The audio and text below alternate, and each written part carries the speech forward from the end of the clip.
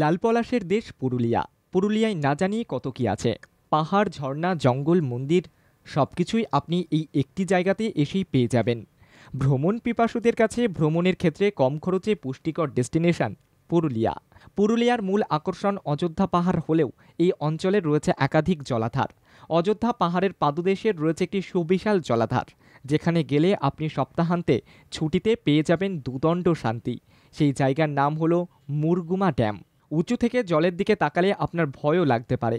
গভীর এই জলাধার দেখে ভয় করলে এখানে প্রকৃতির যে শোভাটুকু আপনি পাবেন তা আর কোথাও গিয়ে পাবেন কিনা সন্দেহ। এই জলধারার জলরাশির উচ্ছ্বাস আপনাকে মুগ্ধ করবে। আকাশের সূর্যের স্নিগ্ধ আলোর মোহ যখন এসে পড়বে এই জলাধারে, তখন সেই দৃশ্য হয়ে ওঠে দেখার মতন। সবুজের বুক চিরে পাহাড়ের পাদদেশে এই জলাধারে আপনি চাইলে নিজের প্রেমিক বা প্রেমিকার পাশে বসে কিছুক্ষণের জন্য জলে পা ডুবিয়েও রাখতে পারেন। এখানে প্রকৃতির বহুরূপী রূপ দেখতে পাবেন। মুরগুমা ড্যাম থেকে 1.5 থেকে 2 কিমি হাঁটা পথ অতিক্রম করলেই আপনি পৌঁছে যাবেন সুইসাইড পয়েন্টে। না, এখানে কেউ সুইসাইড করতে যায় না। সুইসাইড পয়েন্ট হলো পাহাড়ের কেন্দ্রবিন্দু, যার 3 দিকে ঘিরে রয়েছে খাদ আর জলাধার। এর মাঝে রয়েছে সবুজে ঘেরা ছোট ছোট দ্বীপ। এখানে শাল, সেগুন, মহুলের শোভা আপনার নজর কাড়বে।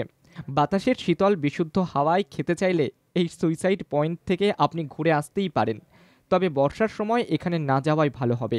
লালমাটির প্রদেশ পুরুলিয়ায় মুরগুমা ড্যাম যেতে চাইলে ট্রেনে করে পৌঁছে যেতে হবে পুরুলিয়া স্টেশন। সেখান থেকে মুরগুমার দূরত্ব 55 কিমি। তারপর চাইলে গাড়ি বা বাসে করে পৌঁছে যেতে পারেন মুরগুমায়।